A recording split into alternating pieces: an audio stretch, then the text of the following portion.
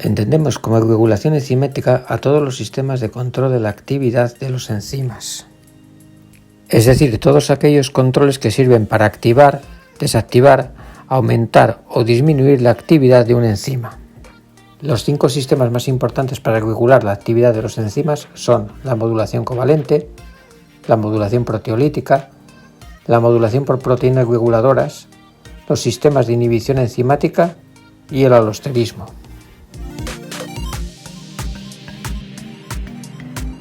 La modulación covalente tiene lugar a través de la formación de enlaces covalentes. Imaginemos una enzima cualquiera que se encuentra inactivado para la acción sobre un sustrato determinado. Una proteína quinasa, que es una enzima capaz de transferir en grupos fosfato, se une a la proteína, transforma ATP en ADP y transfiere este grupo fosfato a la proteína inactiva. La adición del grupo fosfato mediante un enlace covalente hace que la proteína, es decir, la enzima, cambie de conformación. Esta nueva conformación será la forma activa de la enzima y será la que es capaz de unirse al sustrato y transformarla en los productos. Sobre esta enzima podrá actuar normalmente una proteína fosfatasa, que es una enzima capaz de destruir los enlaces fosfato que ha formado la proteína quinasa. Cuando la proteína pierde el enlace fosfato, vuelve a su conformación original y vuelve a perder la actividad enzimática. Un ejemplo de modulación covalente son las cascadas de fosforilaciones que tienen lugar tras la recepción de una hormona en una célula. Algunas hormonas, cuando llegan a una célula, activan proteínas quinasas que fosforilan múltiples enzimas, activando y desactivando de esta forma rutas enzimáticas y factores de transcripción. En la modulación proteolítica partimos de un enzima inactivo que denominamos zimógeno. El zimógeno carece de capacidad de unirse al sustrato, es decir, no posee actividad enzimática para este sustrato determinado. Sobre el zimógeno actuará una proteasa, es decir, una enzima capaz de cortar las cadenas peptídicas. Es decir, se producirá un corte en la cadena del zimógeno.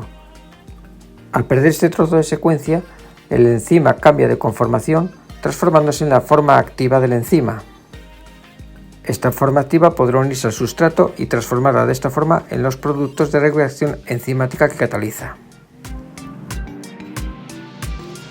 Un ejemplo de modulación proteolítica es la transformación de fibrinógeno en fibrina.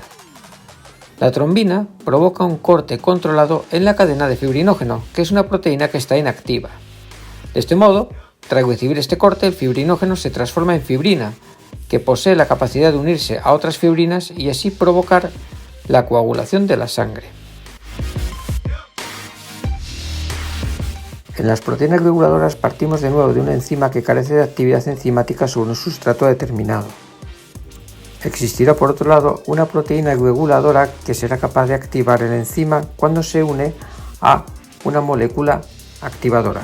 Es decir, la molécula activadora hará que la proteína reguladora cambie de conformación y adquiera capacidad de unirse al enzima inactivo, provocando la activación del mismo por un cambio conformacional. De este modo, cuando el enzima está unido a la proteína reguladora activada, es capaz de unirse al sustrato y transformar el sustrato en los productos de regulación que cataliza. Si la proteína reguladora pierde su molécula activadora, vuelve a cambiar de conformación, pierde afinidad por el enzima, se separa del mismo y de este modo el enzima volverá a su forma inicial en la cual carece de afinidad por el sustrato. Un ejemplo de proteína reguladora es el complejo calcio-calmodulina. La calmodulina es una proteína capaz de unirse al calcio. Cuando la calmodulina se une al calcio, ésta se activa y actuará sobre otras enzimas provocando activación y desactivación de los mismos. El complejo calcio-calmodulina actúa, por ejemplo, sobre las proteínas musculares del músculo liso, promoviendo su contracción. En cuanto a la inhibición enzimática, imaginamos que partimos de una enzima cualquiera que es capaz de unirse a un sustrato determinado para transformarlo en dos productos de reacción. Podemos hablar de inhibición no competitiva cuando el enzima es capaz de unirse a un inhibidor por un lugar distinto a su centro activo. Es decir, el inhibidor se une a un lugar diferente al centro activo de la enzima, hace que la enzima cambie de conformación y de esta manera el enzima deja de tener afinidad por el sustrato, es decir, el sustrato deja de unirse al enzima y por lo tanto deja de catalizarse la regulación química. Un segundo tipo de inhibición es la inhibición competitiva. En este caso, un inhibidor competitivo se unirá al mismo centro activo al que se une el sustrato de la enzima. Al tener el centro activo ocupado, el sustrato será incapaz de unirse a la enzima y por lo tanto la reacción química quedará inhibida, porque el enzima será incapaz de transformar al sustrato en los productos al tener su centro activo ocupado.